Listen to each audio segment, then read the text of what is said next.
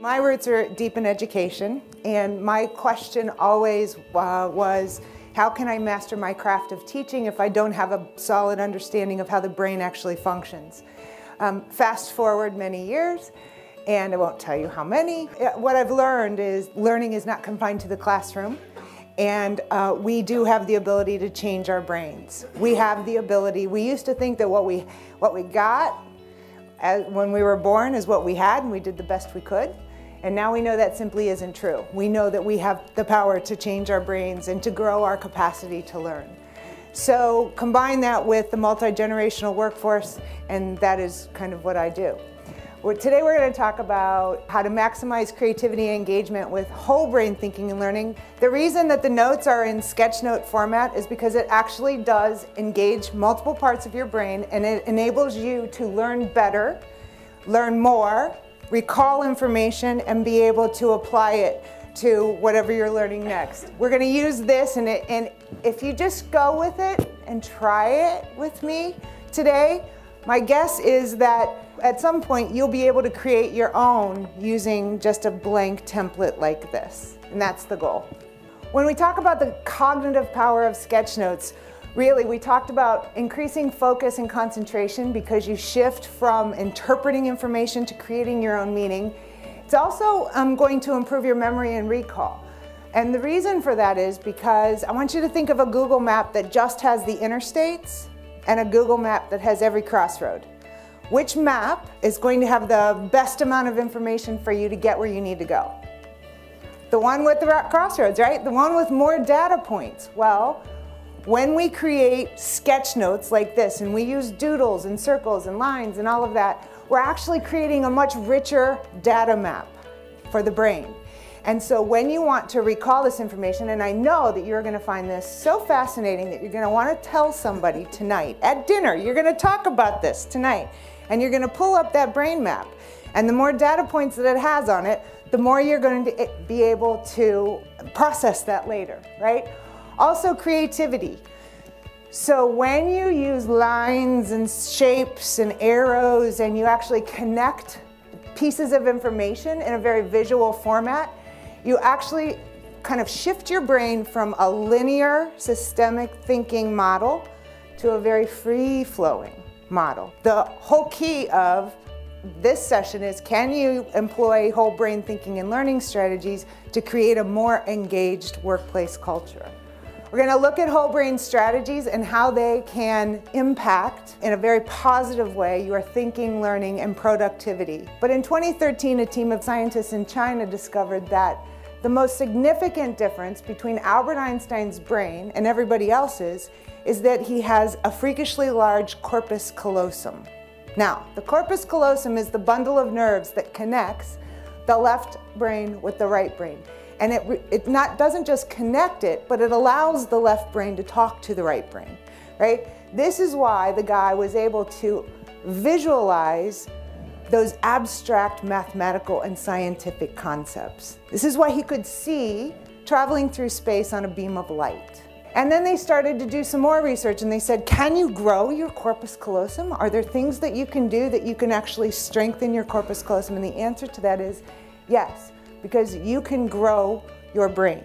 The brain is a muscle, so I want you to think of it as every time you do something that impacts your ability to learn, it's kind of like doing one of these, like upstairs. What we know is that intense, prolonged, or repeated activities or behaviors can actually physically and chemically change your brain. Let me give you an example.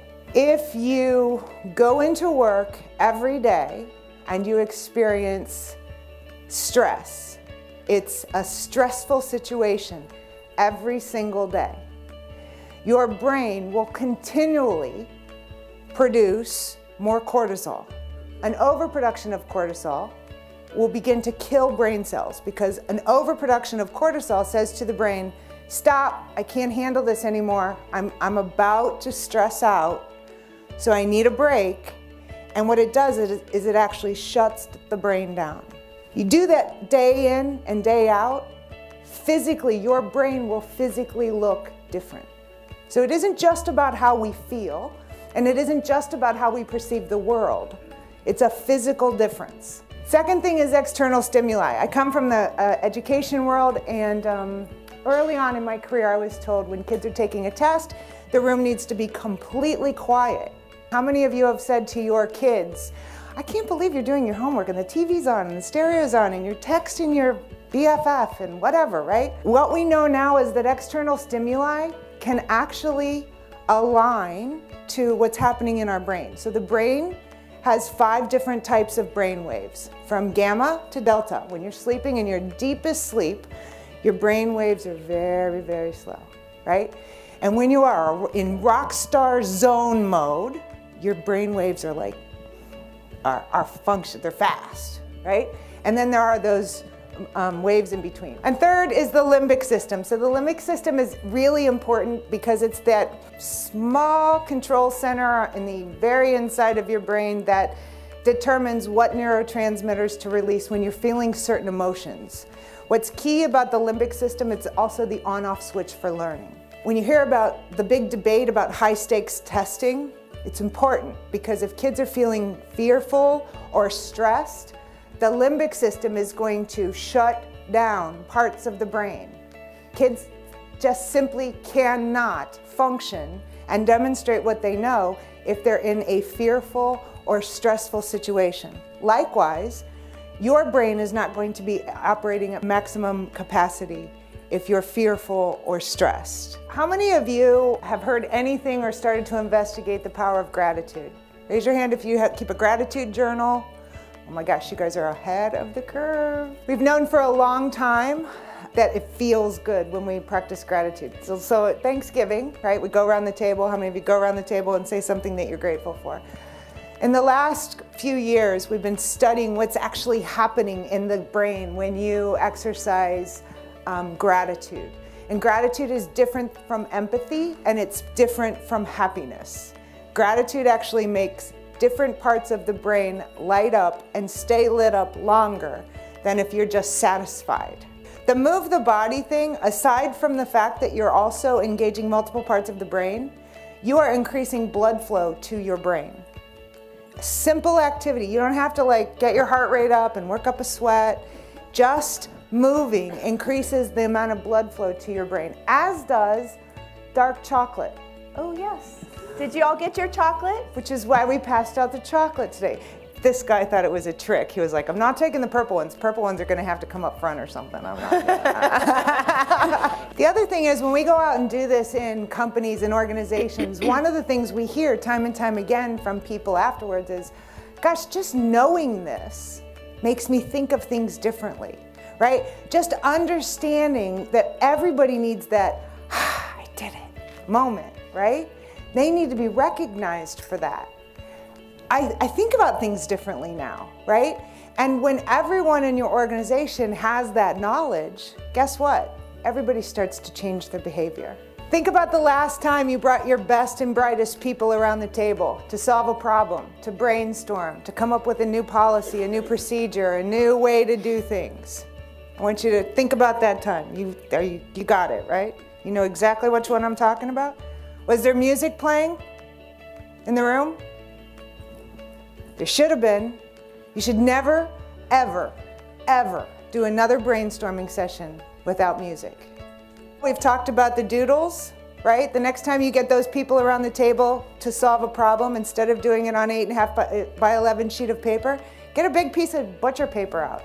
Like get everybody involved in that. Put that big piece of butcher paper on the table and let everybody start to draw and visualize, because what happens is, it's not just about the fine motor skills and the movement, but it actually opens your brain to be able to see things differently. I was on an airplane, I was working on a presentation, and I had this, and the guy next to me said, oh, so yeah, you work with millennials then?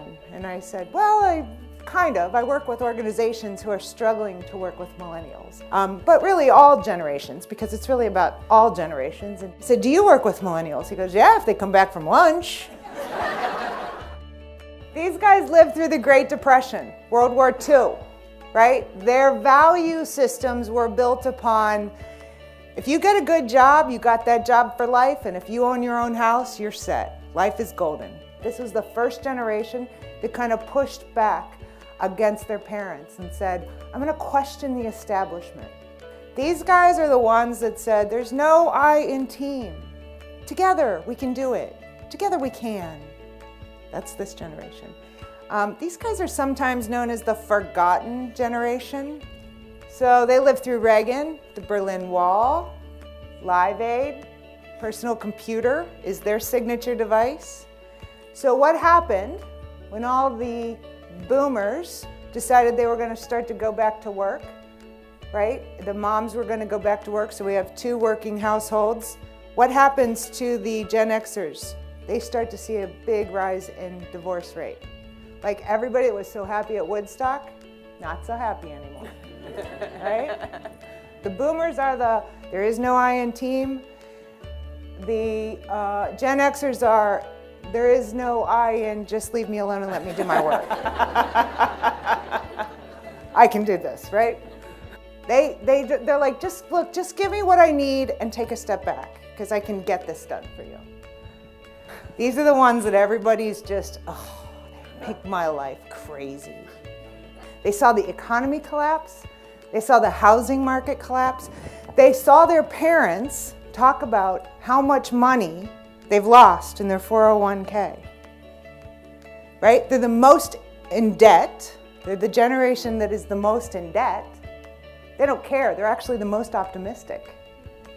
They actually figure, my mom and dad struggled and put money away and they saved and look what happened to them. Like, I'm gonna live. I'm gonna enjoy life. Like, they're the most optimistic, literally. They're hard workers. Actually, they're very goal-driven, but they need feedback. So herein lies the challenge for you. They need the right amount of feedback versus autonomy. They need the autonomy because they need that creative freedom, but they need the feedback because they want to know that you're paying attention to them. The late boomers and the early Gen Xers created this mess, and they're the bosses of them. Moms and dads that said, no, no, you're special. And you showed up today. You came to breakfast. Here's a trophy.